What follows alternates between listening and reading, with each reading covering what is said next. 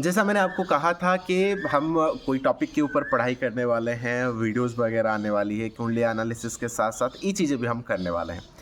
तो चलिए शुरू करेंगे। अभी काम को लेके थोड़ा सीरियस होके काम करने वाले हैं। क्योंकि एक्चुअली क्या होता है ना, मैं थोड़ा-सा बीच-बीच में थोड़ा-सा मेरा काम रुक जाता है। तो इस वजह से थोड़ी-सी बीच में डिले हो जाती है। लेकिन कोई बात नहीं, बहुत जल्दी एक कंटिन्यू वे में हम वीडियोस भी बनाएँगे। बहुत जल्दी वीडियोस बहुत सारी आएँगी, बहुत सारी चीज़ों के ऊपर। जैसे कि मैंने आपको कहा था कि हम नक्षत्र के ऊपर बात करने वाले हैं और वैदिक के ऊपर बात करेंगे, नक्षत्र और लाल किताब, बहुत सारी चीज़ें हैं, बात करेंगे, पढ़ाई करेंगे। लेकिन मैं आपको अभी से कह देता हूँ, अगर आपको कोई एक सीरियस पर्सन चाहिए सीखने के लिए या फिर जानने के लिए, तो मैं आपको पहले मना कर देता हूँ कि मैं कोई एक सीरियस पर्सन नहीं हूँ। मैं हर चीज़ को फ़न वे में, मस्ती में पढ़ना और पढ़ाना मुझे अच्छा लगता है, क्योंकि मैं अपने लाइफ में मस्ती करता हूँ। हँसी मज़ाक के साथ पढ़ाई करना अच्छा लगता है। मैं खुद करता हूँ और जो चीज़ भी हम सीखेंगे, जानेंगे, पढ़ाई करेंगे, तो मस्ती के साथ करेंगे। ठीक है? तो अगर आपको कोई सीरियस पर्सन चाहिए तो फिर ये वीडियो आपके लिए नहीं है। लेकिन हाँ, मस्ती के साथ अगर सीखना चाहते हो, जानना चाहते हो, क्योंकि अगर चीज़ें एन्जॉयबल हो जाए, फन हो जाए, तो फिर सीखना अच्छा लगता है, क्लास भी अच्छी लगती है। तो बिल्कुल वही चीज़ है।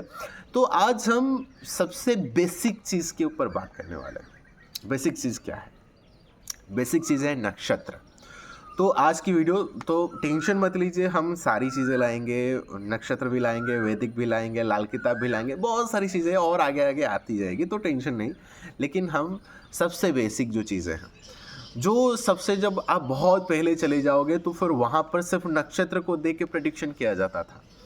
जो जितने मुनि ऋषि भी हैं, तो फिर नक्षत्र को बहुत ज़्यादा प्रायोरिटी देते हैं। एक्चुअली क्या मन में आपका सवाल आता होगा कि नक्षत्र क्यों? नक्षत्र को इतना इम्पोर्टेंस क्यों दिया जाता है? और देखोगे आपका राशि है, नक्षत्र है, तो राशि क्यों नहीं, नक्षत्र क्यों ज़्यादा इम्पोर्टेंट है? तो एक्चुअली राशि क्या सबसे पहले आई थी या फिर नक्षत्र सबसे पहले आया था? और राशि की वैल्यू क्या है? राशि क्यों ज़रूरी है? नक्षत्र क्यों ज़रूरी है?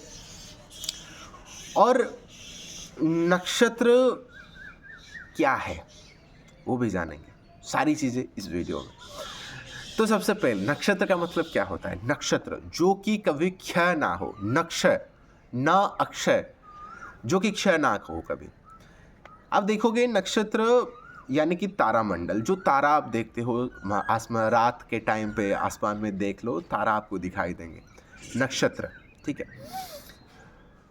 बहुत बार हो सकता है किसी की कन्फ्यूजन हो जाए कि सार 27 नक्षत्र हैं, 28 नक्षत्र हैं, तो क्या सही है? 27 नक्षत्र सही है, 28 नक्षत्र कौन सा सही है? सब कुछ सही है, सब कुछ गलत है, इतना टेंशन मत लो। देखो, 27 नक्षत्र भी सही है, 28 नक्षत्र भी सही है, लेकिन डिपेंड करता है आप मतलब जो जब आप प्रेडिक्शन करते हो, जब आप एनालिसिस करते हो, किस चीज़ के हिसाब से देखते हो। वहाँ पर एक नवतारा है जहाँ पर आप 27 नक्षत्र देखते हो, तो फिर सर्वतोभद्र चक्रा है जहाँ पर आप 28 नक्षत्र से देखते हो। तो फिर डिपेंड करता है, दोनों चीज़ें सही है, दोनों को आप इस्तेमाल कर सकते हो। जब हम आगे बढ़ते चले जाएंगे, हम और ज़्यादा एनालिसिस करेंगे, गहराई में जाएंगे, तो फिर और सारी चीज़ों के ऊपर हम एनालिसिस करेंगे। ठीक है? लेकिन अभी बात चल रही थी नक्षत्र की। जो 27 नक्षत्र हैं, उनके पिता है दक्ष प्रजापति। दक्ष जी की जो 27 बेटियां थी, उनकी विवाह चंद्रमा से की गई। ठीक है? तो वहाँ से 27 नक्षत्र का जो हम कहते हैं, जो फ्रेम में आ रहे हैं, तो फिर 27 नक्षत्र हैं, चंद्रमा से तो विवाह हो गया, तो लेकिन हमारे साथ क्या कनेक्शन है, हमसे क्या रिलेशन है? तो फिर 27 नक्षत्र हमारे लिए क्यों ज़रूरी है? क्यों ज़रूरी है? चलिए बताते हैं। जब आपकी कुंडली में देखोगे चंद्रमा से मन का देखा जाता है, आपका मन कैसा है। तो चंद्रमा इन जो नक्षत्र है, चंद्रमा को इन सारे नक्षत्रों से कनेक्शन करके हमारा जो, क्योंकि देखोगे जो महादशा है, आपकी स्टेट ऑफ माइंड है, जो सारी चीज़ें हैं, चंद्रमा और उस नक्षत्र में जो चंद्रमा जब इस नक्षत्र में गोचर करता है तो वहाँ से चीज़ों को एनालिसिस करता है। देखो, अब सवाल आता है कि 27 नक्षत्र है, चंद्रमा वहाँ पर गोचर कर रहा है, सारा आप इतनी सारी चीज़ें कह रहे हो, हमारे सर के ऊपर से सारी बाउंस हो रहा है, हमें समझ तो कुछ नहीं आ रहा है कि क्या नक्षत्र है, फिर वो उसके ऊपर गोचर कर रहा है, कैसे गोचर करेगा, क्या करेगा, हम समझ नहीं पा रहे। चल, कोई बात नहीं, हम आपको छोटे से एग्जाम्पल से समझाते हैं क्या एक्चुअली चीज़ है। देखो, मान लो ये पृथ्वी है, ठीक है, यहाँ पर हम रह रहे हैं, तो इसके सराउंडिंग मून, उसके ऊपर जो उपग्रह है उसके ऊपर चारों तरफ घूम रहा है, ठीक है। और जो आप सूर्य को देखो, नक्षत्र को देखो, बहुत दूर है, ठीक है। तो अगर ये पृथ्वी है तो इसके पूरे सराउंडिंग में 27 नक्षत्र हैं, ठीक है। अभी समझ में आया, मैं आपको अभी क्लियरली समझाता हूँ ताकि आप नक्षत्र क्या है, राशि क्या है, आप समझ आओ एक ही बार में, ठीक है। तो अगर ये पृथ्वी है तो इसके चारों तरफ, ठीक है, नक्षत्र हैं, ठीक है। नक्षत्र बहुत दूर है, ठीक है। और यहाँ पर जो चंद्रमा है, ये पृथ्वी तो चंद्रमा के पास ही चंद्रमा मतलब नक्षत्र घूम रहा है, चंद्रमा घूम रहा है, घूम रहा है, घूम रहा है। जब ये उसकी चारों तरफ घूम रहा है तो यहाँ पर एक नक्षत्र होगा, यहाँ पर चंद्रमा होगा। तो नक्षत्र से जो रेज आ रही है, इसका उसका जो ऊर्जा आ रहा है, उसका जो लाइट से आ रही है, तो चंद्रमा से होते हुए पृथ्वी के ऊपर पड़ रहा है और पृथ्वी में हम है। तो फिर जब हमारे ऊपर सपोज चंद्रमा यहाँ पर है, देखोगे इसके पीछे कोई ना कोई नक्षत्र होगा, तो वहाँ से चंद्रमा के ऊपर जो रश्मि पड़ रही है, जो रेज आ रही है, उसके थ्रू होके वो लाइट हमारे ऊपर पड़ रही है। तो फिर उस टाइम पे अगर आप जिस टाइम पे आपका जन्म होता है, देखोगे चंद्रमा कहाँ पर था और उसके पीछे वहाँ पर कहाँ से कौन सी जो लाइट्स आ रही है आपके ऊपर पड़ रही है, वो हो जाता है आपका जन्म नक्षत्र, ठीक है। अब समझ में आया कि जन्म नक्षत्र क्या होता है और ये जो नक्षत्र को हम प्रायोरिटी क्यों देते हैं, अब समझ में आया। तो अब सवाल आता है कि सर हमने तो नक्षत्र समझ लिया, तो लेकिन यहाँ पर राशि कहाँ पर है, आपने तो राशि के बारे में कुछ नहीं कहा। देखो, राशि पहले नहीं आई थी, नक्षत्र सबसे पहले आए थे, ठीक है। लेकिन राशि, तो फिर राशि क्या है?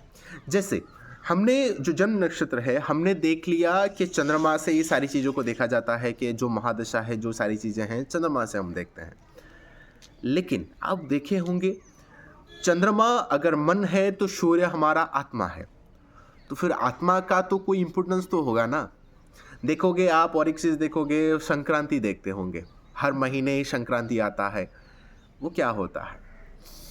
तो जो 27 नक्षत्र हैं, तो उनको 12 कैटेगरी में डिवाइड कर दिया गया, ठीक है। जो सारे 27 नक्षत्र, अश्विनी भरणी कृत्तिका रोहिणी, ऐसे करके 27 नक्षत्र हैं। तो हर 2 नक्षत्र और 1 नक्षत्र का 4 भाग उसको डिवाइड करोगे और उसमें से 1 पार्ट ले लोगे, ठीक है। तो ये 9 चीज़, मतलब दो नक्षत्र और 1 नक्षत्र का 1 पार्ट, 4 पार्ट उसको डिवाइड करोगे, 1 पार्ट उसको एक राशि दी जाती है, ठीक है।